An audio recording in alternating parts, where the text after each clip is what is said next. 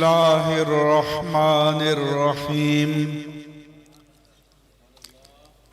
الحمد لله الذي كفى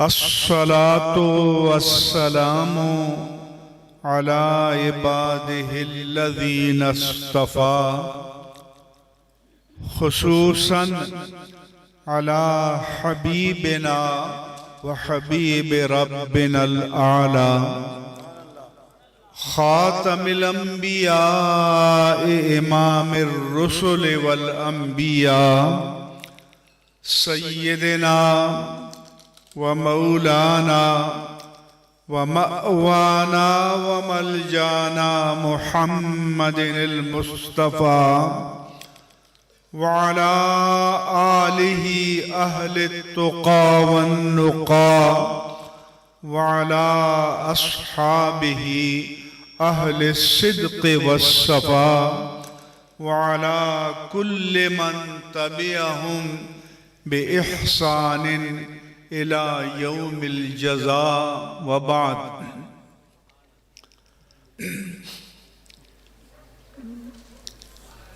آج ہم یہاں شیخ الحدیث و تفسیر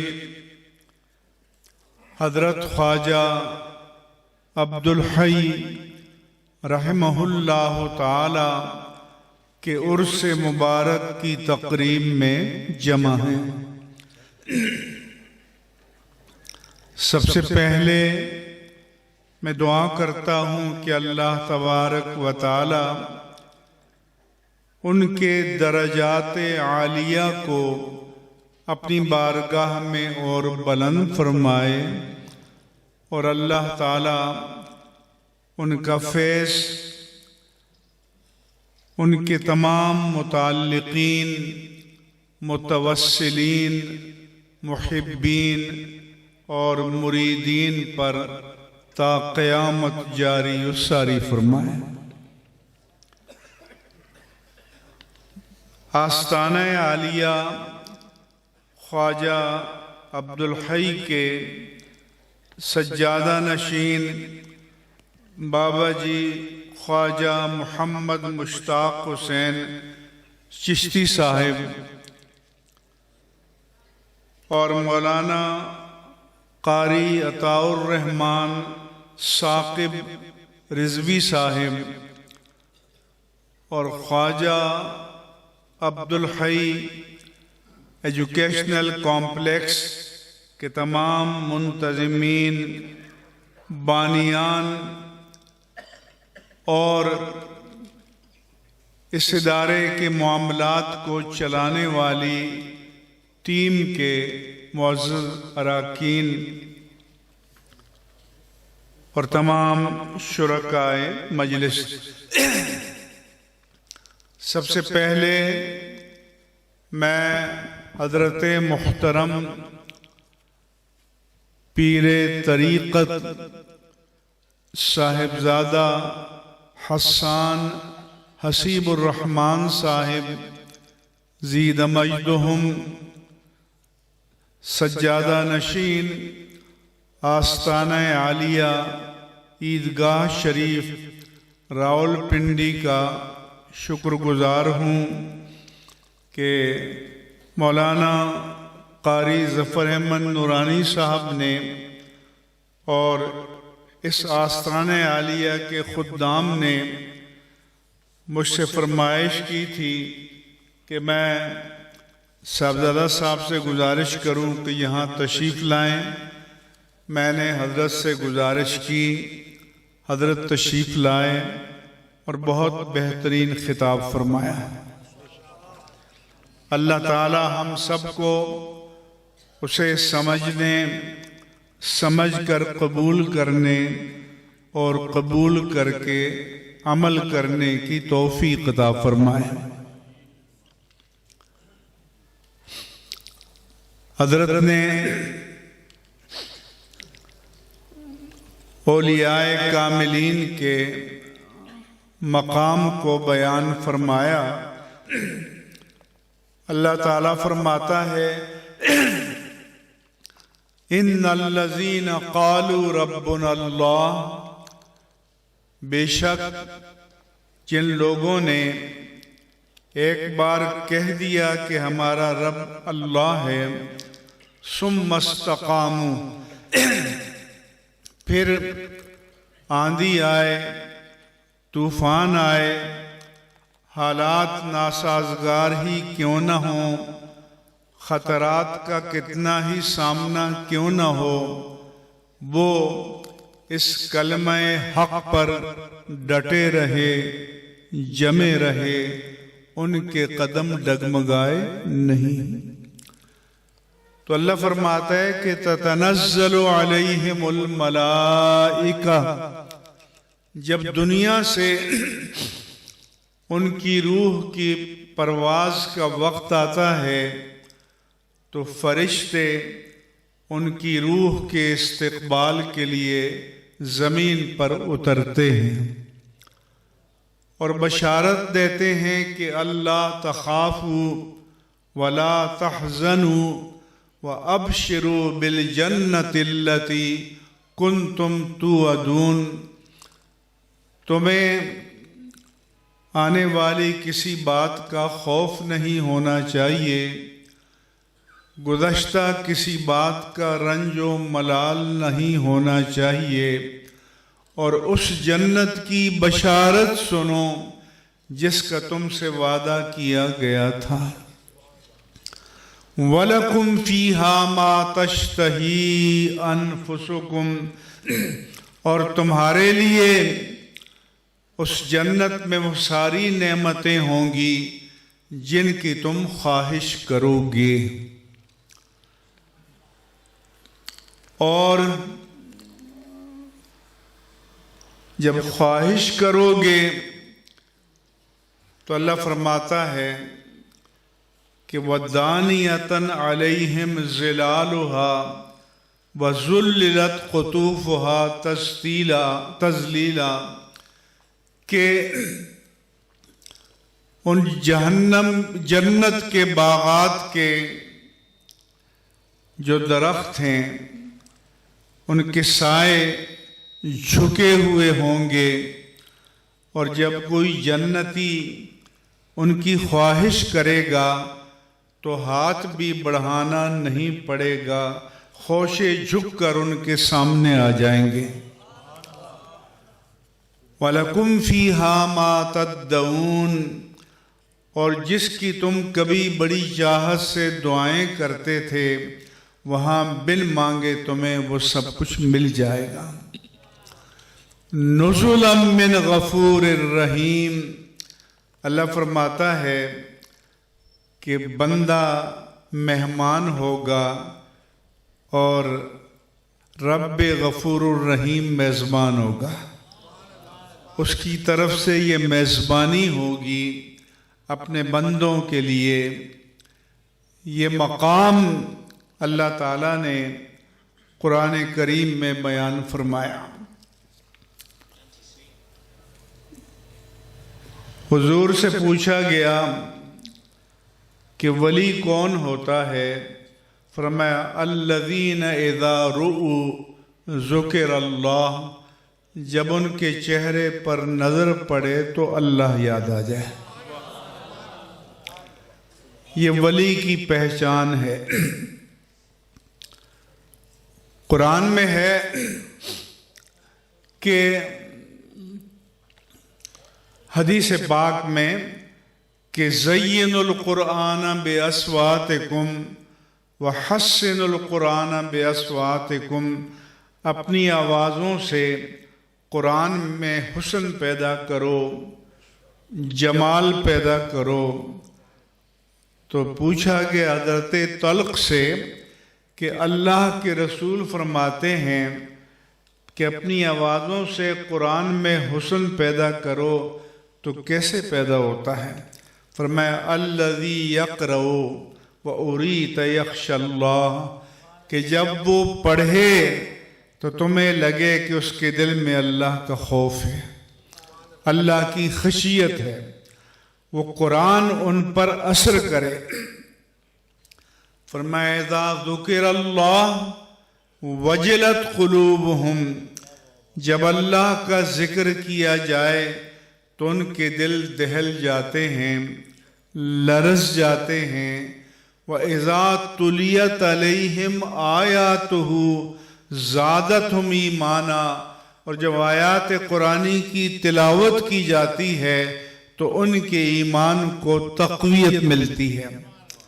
فرمایا کہ تَقْشَعِرُّ مِنْهُ جُلُودُ الَّذِينَ يَخْشَوْنَ رَبَّهُمْ، کہ جن کے دل میں خشیت الہی ہے، جب قرآن پڑھا جائے، اللہ کا ذکر کیا جائے تو ان کے رونگٹے کھڑے ہو جاتے ہیں۔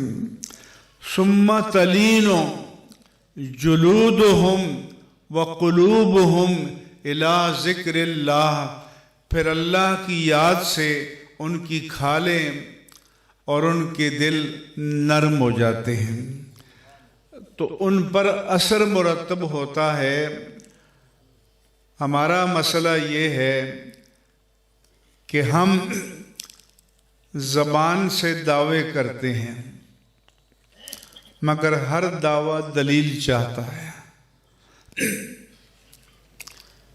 دلیل ہمارے پاس نہیں ہوتی، دعویٰ ہوتا ہے۔ وجہ یہ ہے کہ ہمارے پاس قرآن نسخہ شفا ہے، صاحب قرآن یہ وسیلہ نجات ہیں، لیکن میرا سوال ہے کہ ایک مریض جاں بلب ہو، اس کے سرہانے آب حیات رکھا ہو اور مریض بھی اس کی تعریف کرے، طبیب بھی اس کی تعریف کرے، عیادت کرنے کے لیے آنے والے بھی تعریف کریں، لیکن یہ بتاؤ کہ جب تک وہ کڑوا گھونٹ مریض حلق سے نہیں اتارے گا اس کو شفا مل جائے گی؟ تو اسی طرح جب تک ہم اس قرآن کو اور صاحب قرآن کے پیغام کو اپنے اندر جذب نہیں کریں گے، ہمارے باطن میں انقلاب نہیں آئے گا۔ میں ایک پیٹرول پمپ پہ جا کے کھڑا ہوا اور ایک بہت بڑا ٹینکر جس میں 5000 گیلن ڈیزل یا پیٹرول تھا، اور اس ٹینکر میں پمپ سے پیٹرول بھرا جا رہا تھا۔ تو میں نے سوچا کہ یہ تو 5000 گیلن اٹھائے ہوئے ہے اور اس کو بھی پیٹرول کی ضرورت ہے، تو وہ پیٹھ پہ اٹھائے ہوئے ہے، لیکن جب تک وہ پیٹرول پیٹ میں نہیں اترے گا طاقت نہیں پیدا ہوگی۔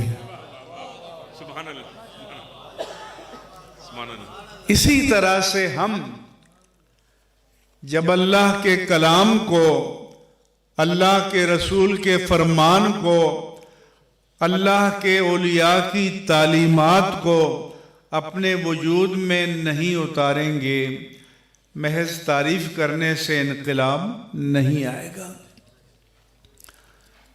اور یہی وجہ ہے کہ انقلاب نہیں آتا۔ اس لیے جب تک ان تعلیمات کو عمل کے سانچے میں نہ ڈھالیں، جب تک ہماری زندگیوں میں تبدیلی نہیں آتی، اور جب ان کو عمل کے سانچے میں ڈھال لیں تو نگاہ ولی میں وہ تاثیر دیکھی، بدلتی ہزاروں کی تقدیر دیکھی۔ غوث اعظم کے زمانے میں بغداد میں ولی ہی ولی تھے۔ ایک شخص حضرت علی حیتی کا مرید تھا۔ اس زمانے میں تجارتی قافلے سال میں کبھی کبھی جاتے تھے، تو ایک قافلہ جا رہا تھا، اس نے اپنے شیخ سے پوچھا جاؤں یا نہ جاؤں؟ انہوں نے کہا مت جاؤ۔ انہوں نے مکاشفہ کیا، مارے جاؤ گے، لٹ جاؤ گے۔ لیکن بندہ حریص ہوتا ہے، وہ وہاں سے اٹھا تو غوث اعظم کے پاس چلا آیا کہ حضور تجارتی قافلہ جا رہا ہے، جاؤں یا نہ جاؤں؟ آپ نے فرمایا چلے جاؤ۔ وہ چلا گیا، تجارت کی، نفع کمایا، سونے کی اشرفیوں سے تھیلی بھر لی۔ جب واپس آیا، منزل سے پہلے ایک جگہ پڑاؤ ڈالا، رات کو سو گئے تو خواب میں کیا دیکھتا ہے کہ ڈاکو آئے ہیں، مال لوٹ رہے ہیں، گلے پہ خنجر چل رہا ہے۔ گھبرا کر اٹھا تو کانپ رہا تھا۔ اسے یاد آیا کہ میں حمام میں گیا تھا، میں اشرفی کی تھیلی تو وہیں چھوڑ آیا تھا۔ بھاگ گیا، تھیلی سالم مل گئی۔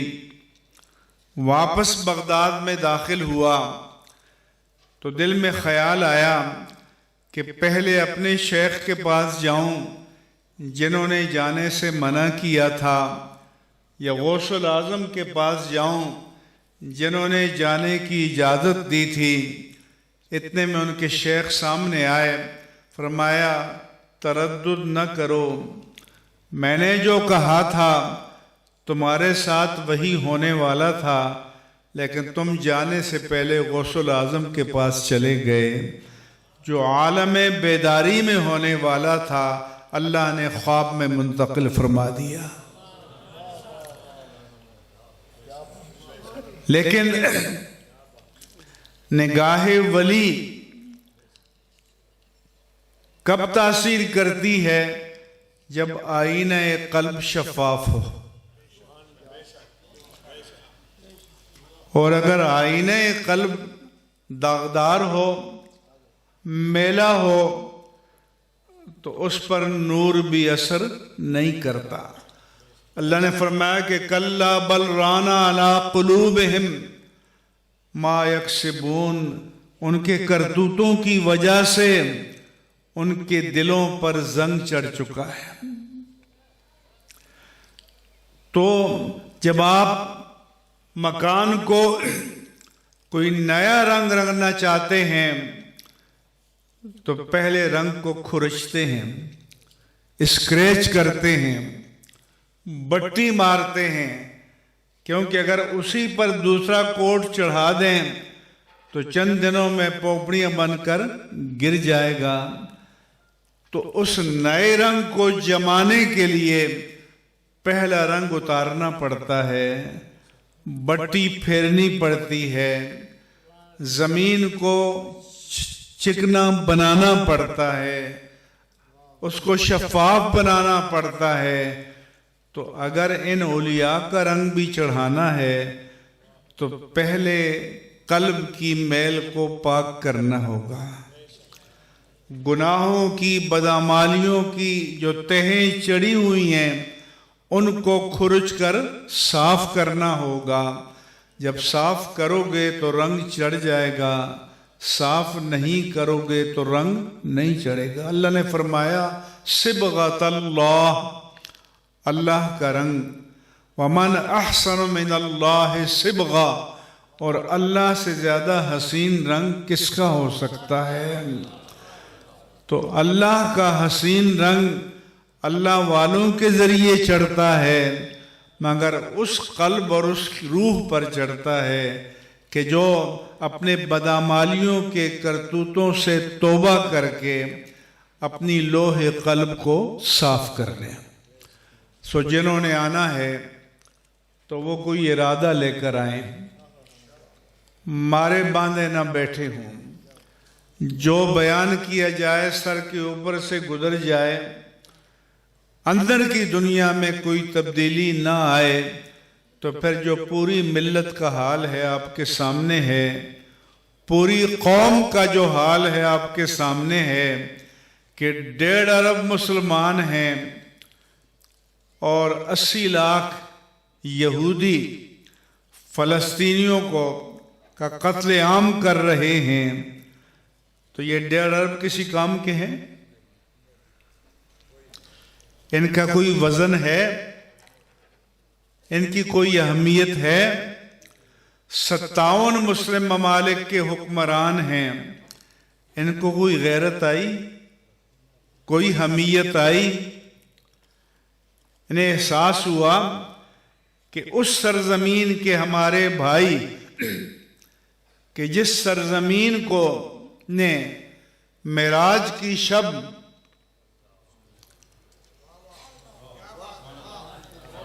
ایک 1,24,000 یا کم و بیش انبیاء کرام آ چکے تھے، میرے آقا کی اقتداء میں نماز پڑھی اور سب نبیوں کے قدموں کو زمین نے چوما، اور اس مقدس سرزمین کے ہمارے بھائی آج ان کی لاشیں گر رہی ہیں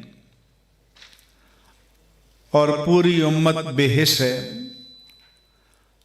امت کو ان کے درد کا، دکھ کا احساس ہی نہیں ہے، جبکہ اللہ کے رسول نے فرمایا تھا المسلم اخو المسلم، مسلمان مسلمان کا بھائی ہے، لا یظلمہ، خود بھی ظلم نہیں کرتا، ولا یسلمہ، اور اس کو دشمن کے مقابلے میں بے یار و مددگار نہیں چھوڑتا، ولا یخذلہ، اس کو بے آبرو نہیں کرتا، اس کی مدد کو پہنچتا ہے۔ اور فرمایا کہ من کان فی حاجت اخیہ کان اللہ فی حاجتہ، جو اپنے مسلمان بھائی کی حاجت روائی کرتا ہے اللہ اس کا حاجت روا بن جاتا ہے۔ آج فلسطینی بچے ہڈیوں کا ڈھانچہ بنے ہوئے موت سے ہم کنار ہو رہے ہیں اور امت ان کی مدد کو نہیں پہنچ رہی۔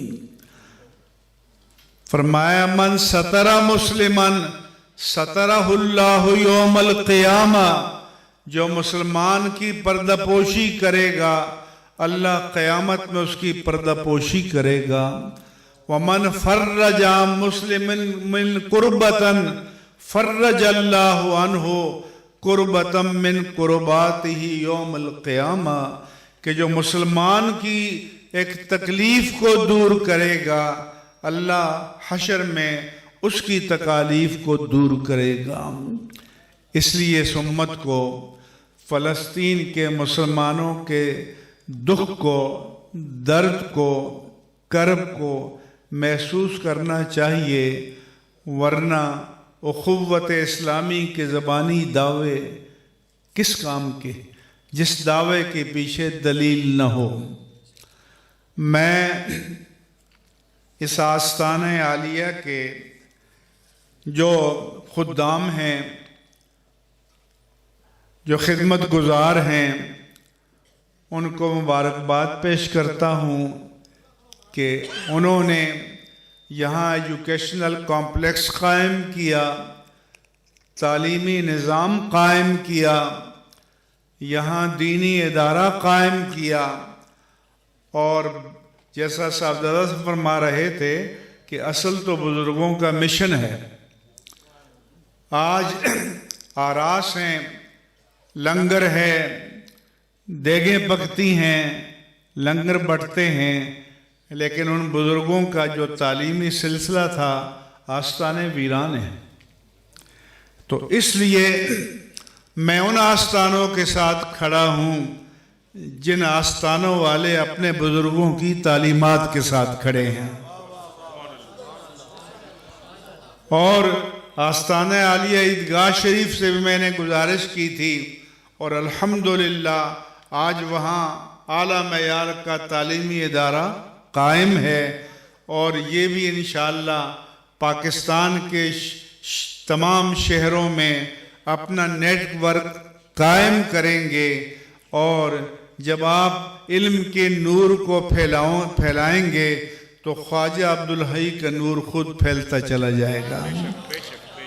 اس لیے آپ اس ادارے کے ساتھ جڑے رہیں، مشن کے ساتھ جڑے رہیں اور تعلیمی مشن کو، تربیتی مشن کو آپ جاری رکھیں۔ اللہ تعالیٰ آپ کی جہود و مساعی کو اپنی بارگاہ عالی میں مقبول فرمائے، ماجور فرمائے، اور یہ آستانہ تا قیامت شاد و آباد رہے۔ وما علیہ الا البلاغ المبین۔